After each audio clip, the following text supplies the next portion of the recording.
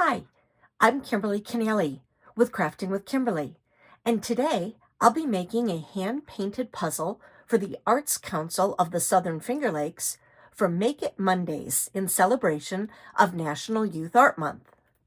In your kit, you will find a tinfoil wrapped puzzle, the instructions, and one of these paint sets. I would also suggest having a cup of water, possibly other paint brushes. This is a nylon brush, and it's a little hard to get the paint on there in good flowy marks, so you might want to have just a soft bristle brush, paintbrush, a pencil, possibly a Sharpie pen if you want to make details and extra thick lines, and a paper towel. Carefully open up your puzzle piece, spread out the tin foil. This will give you a nice surface to protect your table, whatever you're painting on. So this gives you something that's going to protect that table. You'll see the puzzle. There's a front and a back. The front is shiny and you can really clearly see the puzzle marks. On the back, it's not as clear of where the marks are and it's not shiny. So you want to take your puzzle and flip it over. I highly suggest taking a pencil and numbering your squares on the back. And you can just easily write them right in the middle of the puzzle. So here's 1, here's 2, here's 3, and so on. So easily write your numbers. You can see on my finished example, I wrote them in big Sharpie numbers to make it easy to see. So I numbered each one. So you'll have 1 through 7, 8 through 14, 15 through 21, and 20 through 28. Numbering helps you be able to put your puzzle back together if you're having trouble with it. An important part of deciding of what to paint on your puzzle, this is my example, you want to make sure whatever you're painting on your puzzle, you have a little bit of something on each puzzle piece. If you have a lot of blank space, it's going to be very difficult to put your puzzle back together because you really won't have anything to show you, oh, I need a piece of the beak and another piece of the beak, or whatever your picture is. So by numbering it, if you don't have something on every piece, numbering it on the back really helps you be able to put that back together. So you don't have to do that, but you can.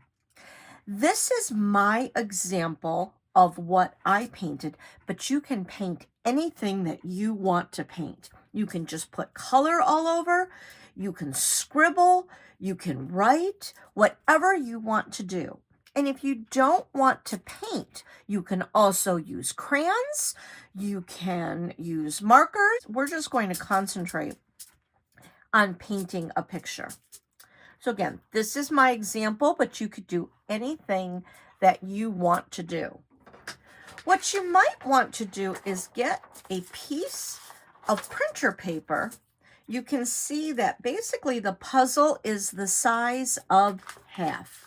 So there's a half and there's a half. So I could draw 2 different pictures or flip it over and have 4. I drew some examples. This is just some flowers. All I did was draw some circles and some leaves coming down in the rays of the sun. And then I came up with that picture and said, oh, I want to do that. So this is the picture that I'm going to do. But again, you can do whatever. If you want to just start painting, you can do that. Just go right ahead and start to paint. If you want to draw your picture first, With a pencil, you can do that so you can see what you like, and then that way you can erase. So if you draw kind of softly, you can erase your marks if that's not what you want to do, or if you make a mistake. One thing I really suggest is do not use a lot of water with your paint, because this is cardboard. You don't want to soak it too much. And the paint will bleed, which means it will spread all over the place if it's too runny. So you really want just enough paint to get your water to get your paints wet and able to use them. So I'm going to still draw this picture so you can see how I did it. And to make it look easier to see on the video, I'm going to use my Sharpie pen instead of the pencil. So I decided, all right, I want to have a nice sun right in the middle. So I'm going to just draw a circle. And there's my sun. I want to have one bird on this side. Now this bird is basically just a teardrop. So I'm going to start at a point, going to draw a wide kind of half of an oval, and come back up to my point. There's my bird body. I want to give it feathers and a tail. So I'm just going to do a circle, bring a line down, do another little curly Q, and another curly Q, and another curly Q. I want my bird to have legs, so I'm just going to draw some lines. And the bird needs to see, so he needs an eye. And because I'm using the Sharpie pen, I'm just going to give him a nice big dot right there. We needs a beak, and that's just a triangle. And let's give him a wing. I'm going to do just a small half of a smile, and there's a wing. And if you want to decorate it, I'm just going to put a little bit of a wavy line. And there's my one bird. I'm going to have another bird on the other side. So I'm going to do the same thing. I'm going to start at one point, draw an oval, and come back up to a point. I'm going to give this bird a tail,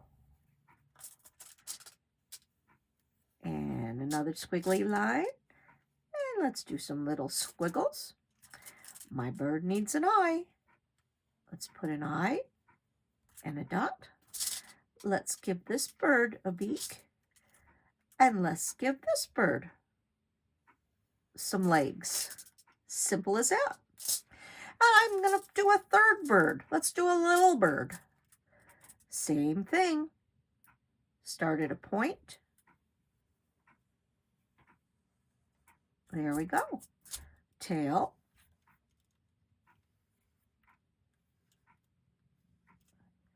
Some legs. A beak. And an eye. Give that little guy a wing. I think I'm just going to draw some little lines like that. And I forgot the wing over here, so let's give a wing to this bird too. That's how I'm going to decorate that wing. And then I think I want some flowers in my picture. So all I'm going to do is draw some circles. I'm going to do them different heights. So do little ones, big ones, little circles.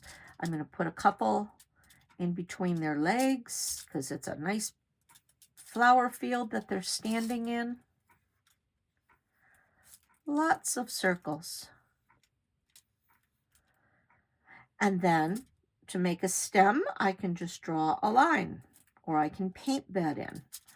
I'm going to draw it in because I can paint over this. So I'm going to give them all some stems. And now, how about some leaves? Just a little almost like a little triangle. And again, if you're doing this in pencil and you put something where you don't want it, you can erase it. These are tiny, so I'm just going to draw a little line. They don't have to have leaves if you don't want them to.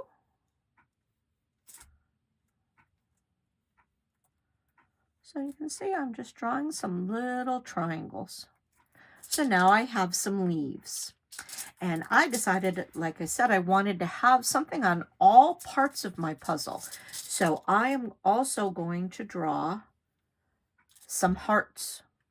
And a heart, an easy way to draw a heart is almost like a long backward C.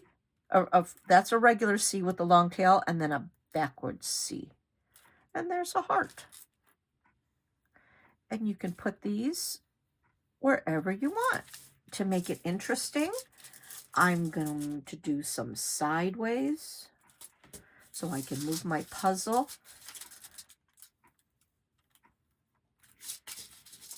And then maybe one right here. So even though I did this picture before, you can see it's kind of the same, but the hearts are in different places. It doesn't really matter. And I think I want to make my birds have a little bit more extra, so I'm going to give them some little feathers on top of their head. That just gives it a little extra character. So there we go. So then now I have the picture drawn on my birds, and because I use the black marker, I can now see it very clearly. If I use the pencil and had my picture the way that I wanted it to be, you can also take a black Sharpie marker and go over it.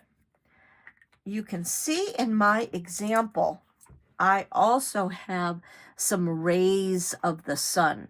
I'm not going to draw those in. I'm going to just paint them in. So let me show you how we're going to paint. You want to get your paintbrush with some water. And let's start with the yellow. I'm going to start with the sun. So I'm going to dab some water onto my paint. And I'm going to show you what it looks like to paint with this brush. It's a nylon brush, so it's a little harder to have the bristles soak up the paint. So you can see I rub that around quite a lot. And now I'm just going to add that to my picture. So I'm going to pick up some more paint.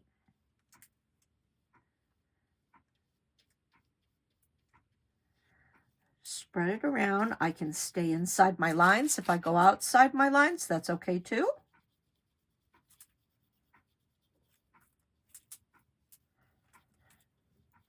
Now there's my sun. If I want it to be even darker, I'm going to wait for that to dry and then paint over it again. But I'm done with the yellow for right now, so I'm going to rinse off my brush, wipe off my paintbrush to make sure I don't get my colors mixed up. I'm going to come over to my blue, add some water to that, and now load my paintbrush up.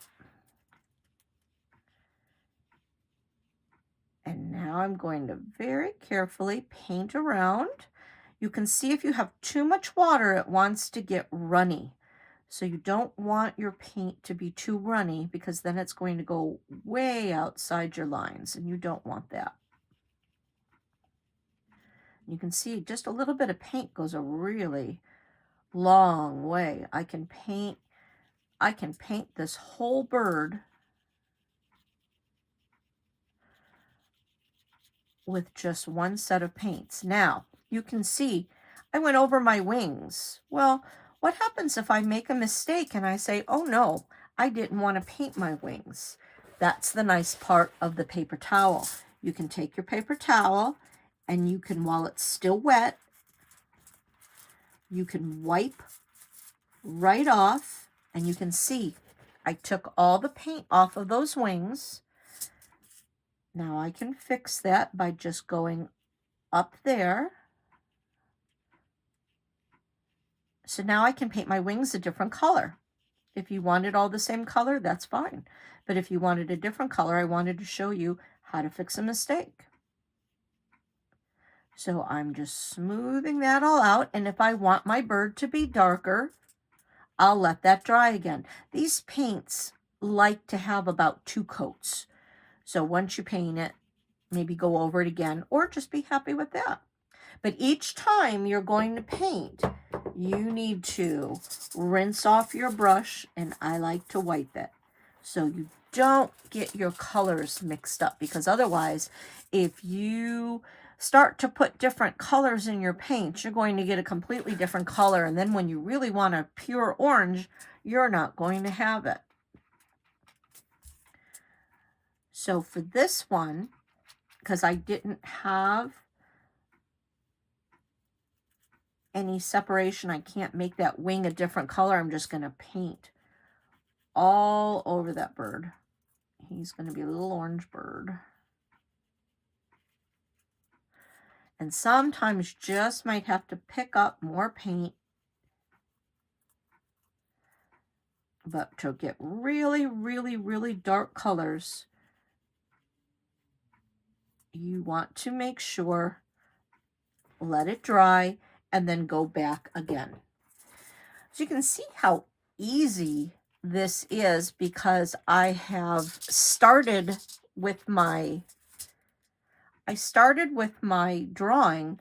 So now I don't even really have to think about what to do. I can just color it in because my picture's already there. But if you're painting from scratch, that works too. If you're just starting to paint, just keep going. But see how you really definitely want to not have a lot of water in there. Just a little bit, just to give it enough. And you can paint this any color, any way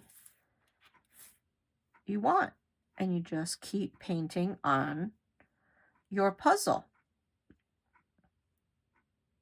What you want to make sure is let your puzzle dry completely before picking it up or wanting to take it apart to make your puzzle. Make sure it's really, really dry first. For grass, I'm just going to kind of draw a line and go up a little bit. I'm just going to give myself a little bit of grass there along the bottom. You can dab it and just tap, and that makes it look like you have blades of grass.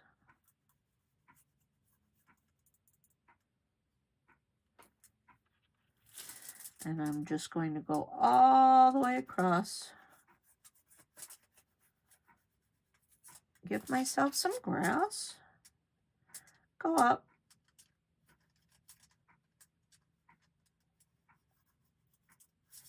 You can make sure you get the leaves painted.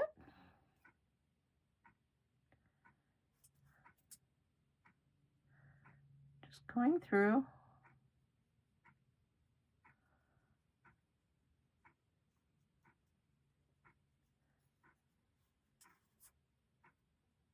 And now I have grass on the bottom.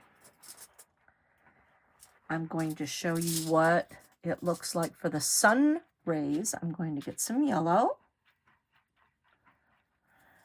And I'm just going to draw some lines. Come over here, continue that, and go all the way through. So these are the sun rays. Sometimes when you look at the sky, you can see sun rays. Plus, by drawing these rays, this is giving me more parts of my puzzle. So now I'm covering my pieces. Because remember, we want to have something on almost all almost all of the puzzle pieces. I'm just picking up some paint.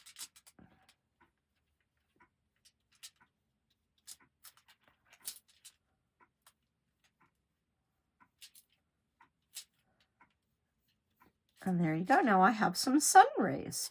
If you didn't see it as bright as you want, you can take a pencil and draw a line. And then that way you can see your sun rays a little clearer too. That's all right too. So to do the flowers, just paint circles in whatever colors you want to have your flowers. And that's a nice way to make a flower, is just a circle. You don't have to worry about petals, and it's still very colorful. And I'm just using all the colors that I have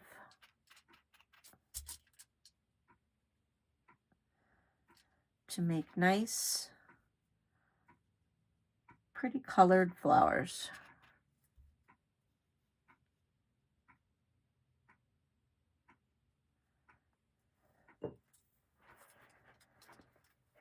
And for a beak, you can either have it be yellow or orange or a combination or whatever color you want. For me, I'm going to give him an orange beak. I'm going to give her a yellow beak.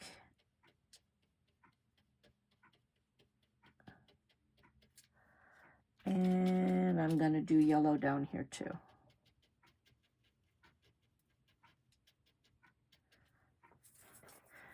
So you would continue painting until you have it all finished.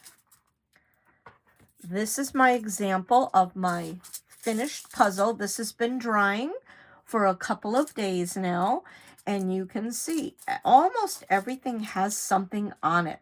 There are some blank spaces, but I still have this little part of the leg on this one, part of the body, so it's all different. You can see that I have my numbered background.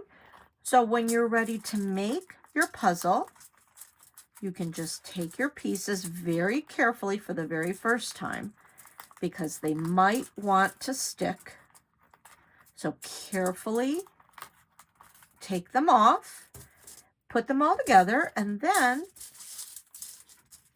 you're able to make your puzzle again and again. So I hope you have fun designing your own puzzle. I hope I showed you how to make some nice, easy birds and flowers, but have fun and do whatever design that you like. Happy crafting!